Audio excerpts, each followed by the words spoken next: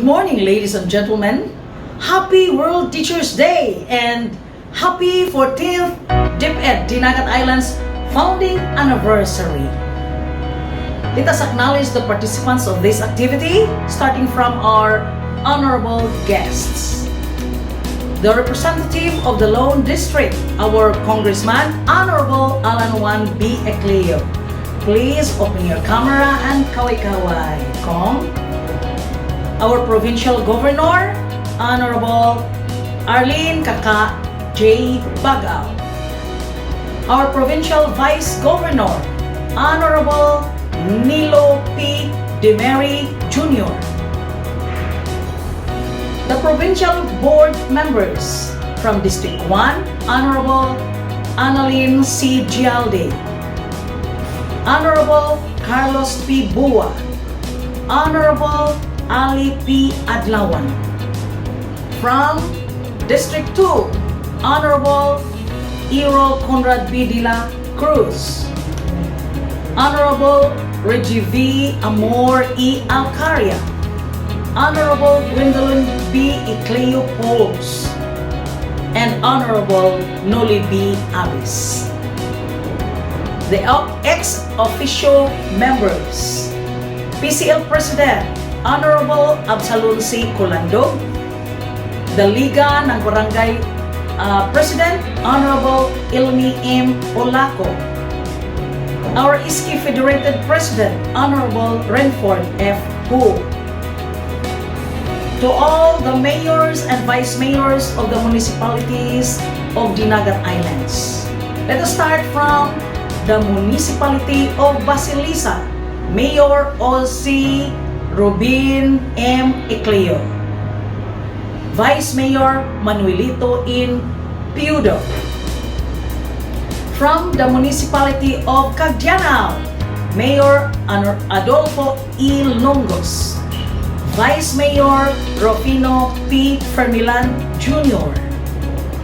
From the municipality of Dinagat, Mayor Simplicio is Liran Jr. Vice Mayor Pitnil O. Sombrado. From the municipality of Libho, Mayor Lamberto T. Liamira Jr. and Vice Mayor Zoltan Arnil is Idera. From the municipality of Loreto, Mayor Doandre Bill A. Ladaga and Vice Mayor Richard C. Tan.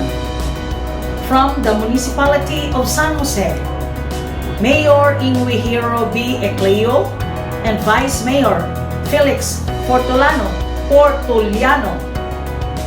From the municipality of Tubahon, Mayor Simplicia P. Pedra Blanca and Vice Mayor Romeo Constantino L. Vargas. Our Division Federated PTA President, Madam Jocelyn I. Ecleo. And now, ladies and gentlemen, the participants from the different districts of SDO Dinagat Islands. Let us start from the farthest, from the bonsai part of the province, Loreto District. School heads and teachers headed by the PSDS Mrs. Jen C. Caluyong. Kaway-kaway, open your cameras. From the municipality with the Golden Crown Bats Sanctuary, Tubahon District School Heads and Teachers, headed by the PSDS Mr. Rex P. Pakide. From the home of caves and coves and the amazing Kisses Islets, the school heads and teachers of Albor 1 District, headed by the PSDS Mrs. Charito L. Garcia. And from Albor 2 District, the school heads and teachers of this district, led by the PSDS Mr. Elias S. Dorero. Ladies and gentlemen, from the home of gigantic lalaking bukid and mystic Bababu Lake, which is composed of 4 districts.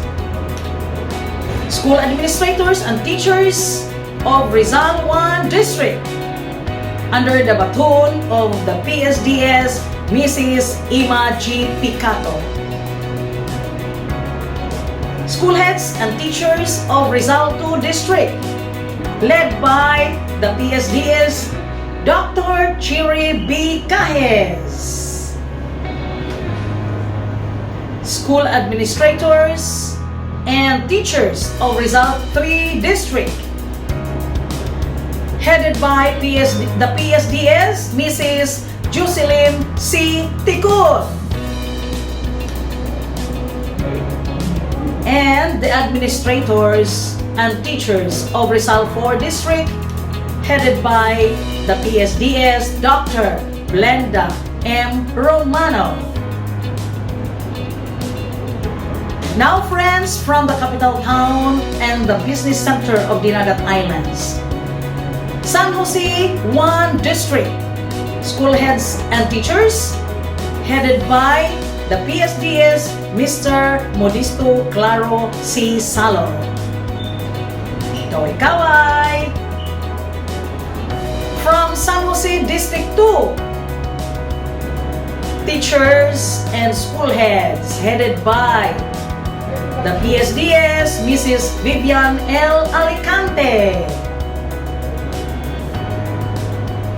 And now, ladies and gentlemen, from the mother and oldest town of Dinagat Islands, Dinagat District, teachers and school heads headed by the PSDS Dr. Lalin G. Ramoso. From the Whistling Waves of Dinagat Islands, school heads and teachers of Cagdiano East District led by the PSDS Mr. George P. Jamahani.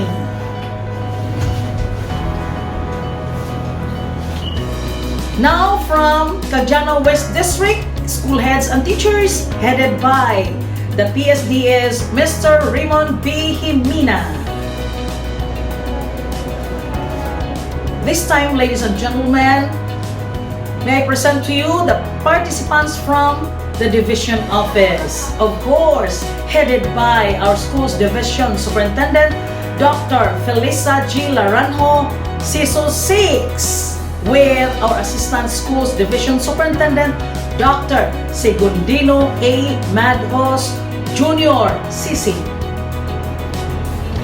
From the legal office, headed by our division attorney, Attorney Glenda T. Kalagi, with the AO5, AO Sherilyn Das Piquinia, who is on leave. And also, the Administrative Officer Designate, Mr. Gregorio M. Dumangas, and the Administrative Assistant 3 for Legal, Mr. Neil D. Dumangas. From the HR Office, headed by the AO4 Personnel, Mr. Jidin G. Custodio. With him are the Administrative Officer 2 Personnel, Mrs. Maria Cristina B. Piudo, Mrs. Mary Ann Catherine Lacaya, Miss Aliani Paler, and Mrs. Marisa B. Maribal. Miss Marisa Maribal. And also, Mr. Juanito Mancia Jr., Philly D. Villana Macas, and Mr. Jonathan Arlae. And also, Miss Lidifi B. Bangawe. From the record section, headed by Mrs. Lani R. Pedrosa, the AO4 Records, with Mrs. Ruda Virador and Mr. Filomeno Monforti. From the IT section, headed by the IT Officer 1, Mr. Eric Olasiman, with Mr. Charlie Brent E. Gialdi. From the cash section, headed by the EO4 cashier, Mrs. Jusil L. Ibol, with Mrs. Julian P. Pigaro and Mrs. Ana Richie M. Aves. From the finance section, headed by Accountant Marvin P. Ibuesa, CPA MBE, with Mr. Wilfer L. Erno Jr., Catherine D. Orcolio, Rialyn M. Sanchez, May Angelique Beatriz E. Azarcon, Sinaida B. Hangad, Annabel V. Puyod, Nick E. Villa Abrili, Verbina D. Gion, and Mark Joe Pulado, and also with Mr. Jason D. Pigoro.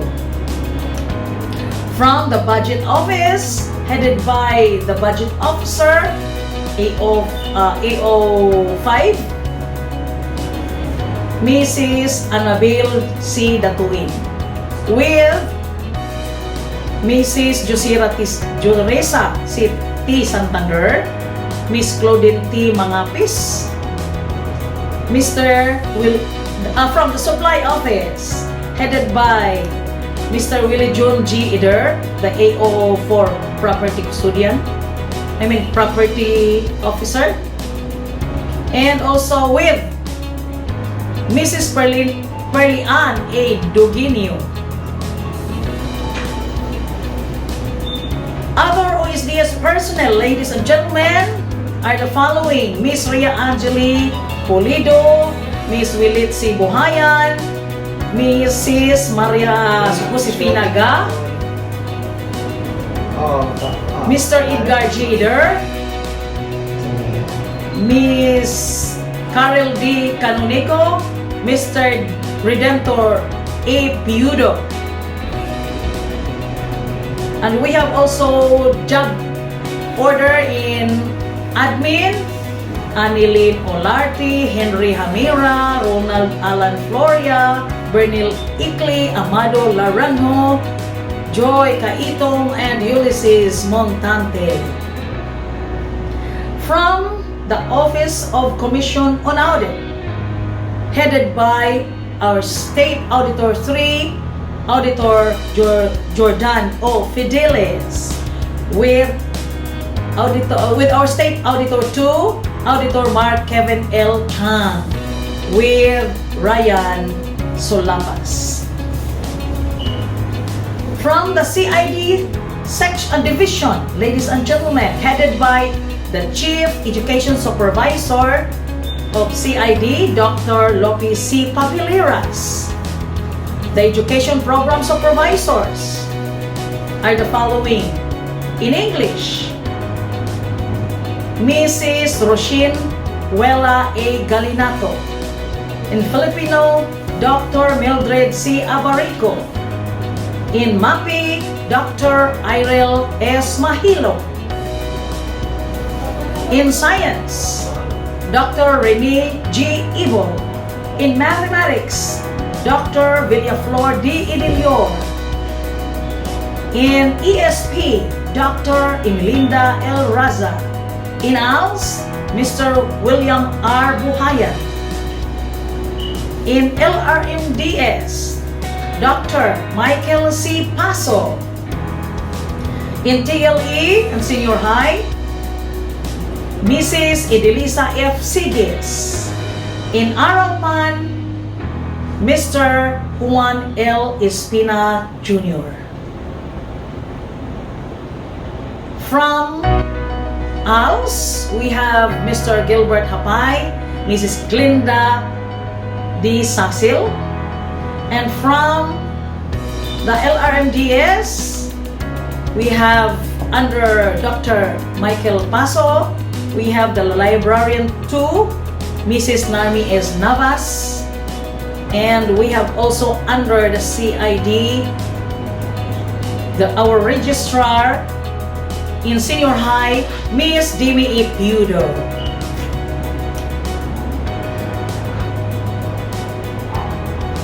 And we have also Mr. Mark Lawrence Luid and Mrs. Melanie S. Ibol and Mr. Jestoni Y. Dadugo. That is under the CID. Ladies and gentlemen, the SGOD Division personnel. Of course, that is under my division. We have here the Physical Facilities Division, headed by Mr. Gregorio M. Dumangas, with Engineer Dave Paimalan and Engineer Roldan E. Zartiga. From the HRD, Mr. Edward Jason M. Cosette. From M&D, we have Mr. Christopher A. Jimena and Mrs. Pinky E. Olandria. From Social Mobilization and Networking, headed by Mrs. Binilda E. Ider with Mr. Alan T. Bayhunan. From the Planning and Research, our SEPs, Mrs. Emeline E. Erno and our Planning Officer, Mrs. Jane Marnie Ramilia. From the Health and Nutrition section, we have our Dentist 2, Dr. Anafe Sevilla and Dr. Alrin Camilius L. Ariza. Our Nurse 2, Mrs. Elgene J. Borja, Miss Fee G. Fijo, Mrs. Twainy R. Antipasado, Mrs. J. D. Roxanne Silaid, Miss April Rose L. Erno, Miss Lizel Jane C. Agramon. And we have also here our Project Development Officer 1, Youth Formation, Mrs. Karen C. Dador Olpos. And we have our Project Development Officer 2, DRRM, Mrs. Nieva Lucille D. Diaz. And our Administrative Aid 4, Mr. Daniel E. Bulusan. So, ladies and gentlemen, that's all. And good luck everyone and keep safe.